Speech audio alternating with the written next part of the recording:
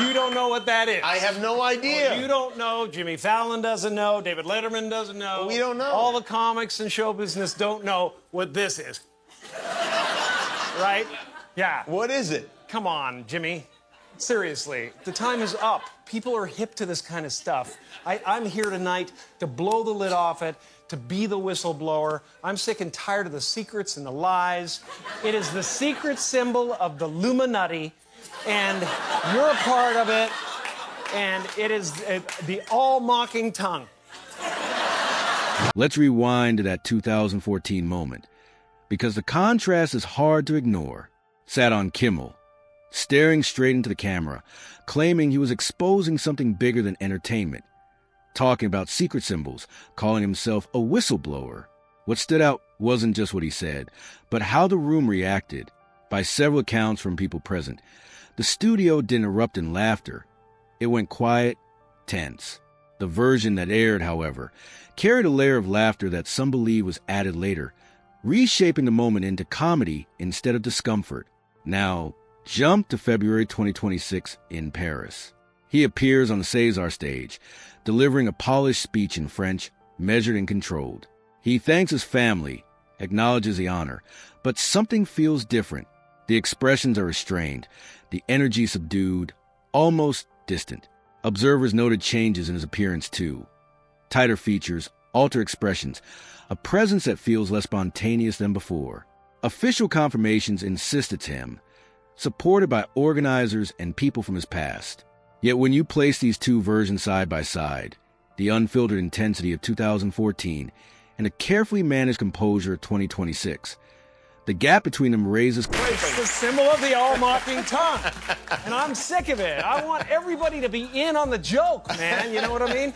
For years now, talk show hosts, people on television, people in sitcoms have been hired by the government to throw you off the track, to distract you, to make you laugh and stuff like that, make you happy and docile so you don't know what's really going on. Questions that don't settle easily. The reaction online was almost instant. As soon as Jim Carrey appeared on that red carpet, people started pulling up old footage and placing it side by side with the new clips. Within hours, comparisons flooded timelines. For someone whose face has been so expressive and recognizable for decades, the differences felt jarring to many viewers. People point out how the brows seemed higher, the skin unusually smooth in a way that didn't match typical aging, and the structure of the face, especially the cheekbones and jawline, looked altered. Others focused on behavior. There were claims about him signing autographs with his right hand, despite long-standing impressions that he favored his left. His voice, too, came across more controlled, and his overall presence felt quieter, almost reduced. Online reactions quickly turned blunt. Some insisted it didn't feel like the same person at all, while others described it as if something essential had been toned down. What made it more unsettling for longtime fans was when they get out there in the woods in a circle naked and they decide these things, and and look at him trying to come it out. It's hilarious. And and I'm sick of, hold on a second. You know what they're trying to do? Who? This thing is buzzing. Hold on. They're trying to turn us into, consumer drones of some sort. Contrast with his past persona, the unpredictable, sharp, almost chaotic energy he once carried so effortlessly. The version seen now feels more polished, more contained, and for many, that shift is difficult to reconcile with the image they remember. When the official statements started coming out, they were supposed to settle everything. But instead, they added another layer of confusion. Jim Carrey's appearance wasn't described as spontaneous or uncertain. According to Gregory Collier, it had been carefully planned for months. He outlined a long preparation process, discussions stretching back to the previous summer, detailed work on pronunciation, and a speech rehearsed to the point of being delivered from memory. Collier painted a very complete picture. Carrey arriving surrounded by family, including his daughter and grandson, along with close friends and collaborators like Michel Gondry. He described a moment as warm, deliberate, even historic, emphasizing been funded. They pay you to not talk about things they don't want you to talk about. They tell you that themselves. Qualities like kindness, elegance, and generosity. From his perspective, there was no mystery at all, just a respected figure receiving recognition after thoughtful preparation. But that certainly didn't calm the public reaction. It seemed to intensify it. The more detailed and airtight the explanation sounded, the more some people felt a disconnect between the official narrative and what they believed they were seeing. Instead of closing the gap, it widened it.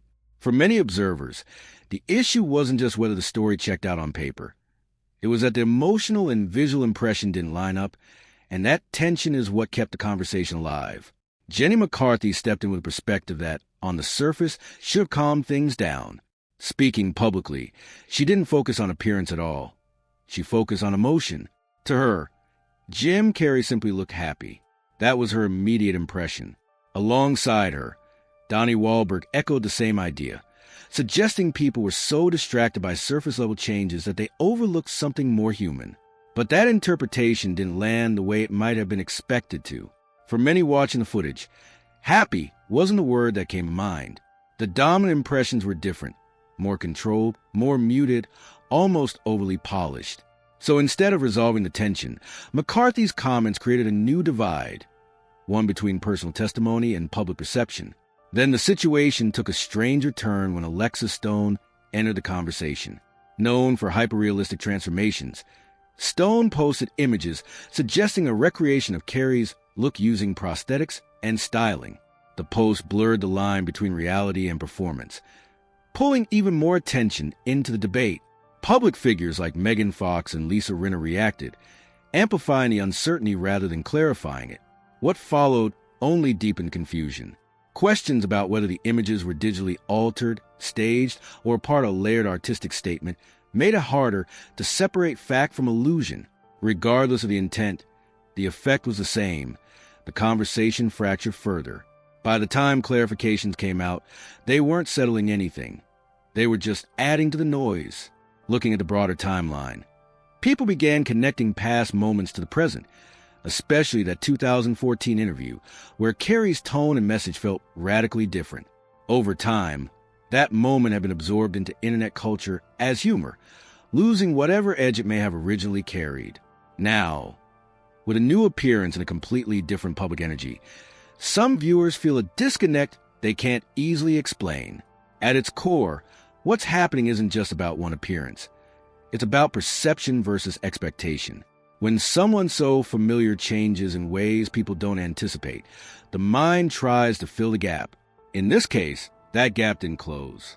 It expanded, fueled by conflicting accounts, artistic ambiguity, and the speed at which online narratives evolve.